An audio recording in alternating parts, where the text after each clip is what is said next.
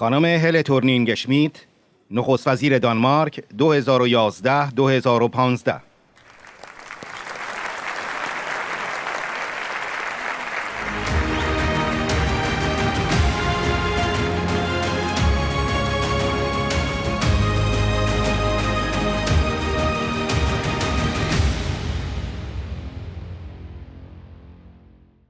Dear all, what an honor it is to be with you here today. I'm actually humbled because I know how so many of you in ASFA 3 had to sacrifice so much to be part of the endeavor to have a free and democratic Iran. As many of you know, I grew up in Denmark. I was the first female prime minister.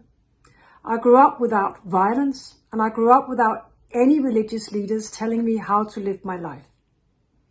Of course, I had my fair share of opposition and misogyny, but I never had to sum up the courage that you have to sum up to be part of fighting for a free Iran.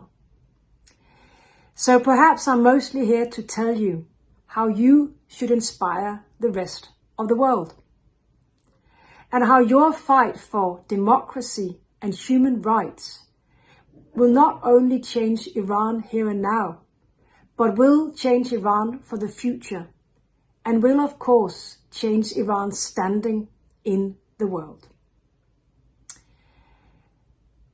43 years ago, the Iranian people overthrew the Shah regime. They did that because they wanted to move to a system where the Iranian people can elect their own leaders, a system based on democracy and freedom. And therefore it is absurd to think that if the Iranian people would go back to the Shah dictatorship. No, the Iranian people reject the Shah dictatorship. They reject religious dictatorship. They just want a free and democratic Iran. It's understandable. It's also understandable for everyone who works for freedom that Iran must protest when European nations are playing with the idea of introducing new laws and treaties that might grant impunity to state actors from Iran who have committed serious crimes in Europe.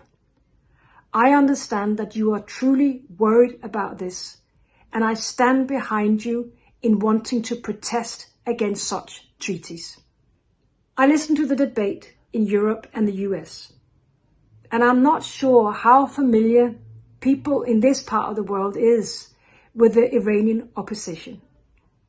And I don't think they know that a remarkable woman, Miriam Rajavi, is leading the democratic opposition.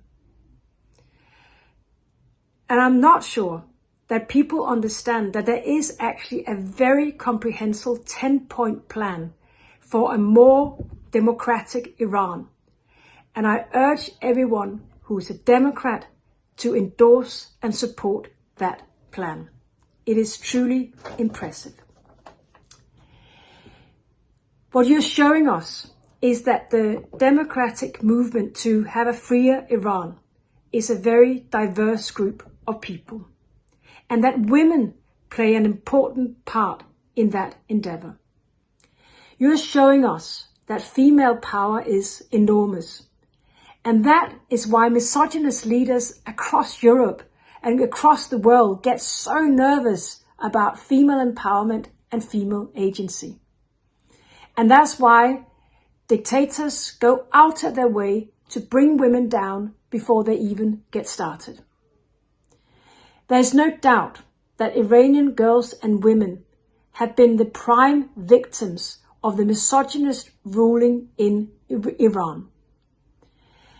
Day in and day out, they have been deprived of their most basic rights. To all of you fighting for freedom and democracy in Iran, I want to say this. The easiest for all of you would have been to stay home, to let fear overcome you. But you, Iranian men and women, have chosen a different path. not only have you not submitted to the regime, but you have turned into a force for change in Iran. When we look at the women, I am convinced that women has asserted themselves and they know that their rights will only be achieved with real political change in Iran. Therefore, for the international community, we need to express clear solidarity with the Iranian women in their struggle for their rights. But beyond that, the international community should stand with the desire of the Iranian people for a democratic, secular republic. We need to stand with you. I understand that change can only come from the Iranian people within Iran. But the world needs to stand with your struggles. I am convinced you are the future of Iran. We should all take inspiration from you. Thank you very much.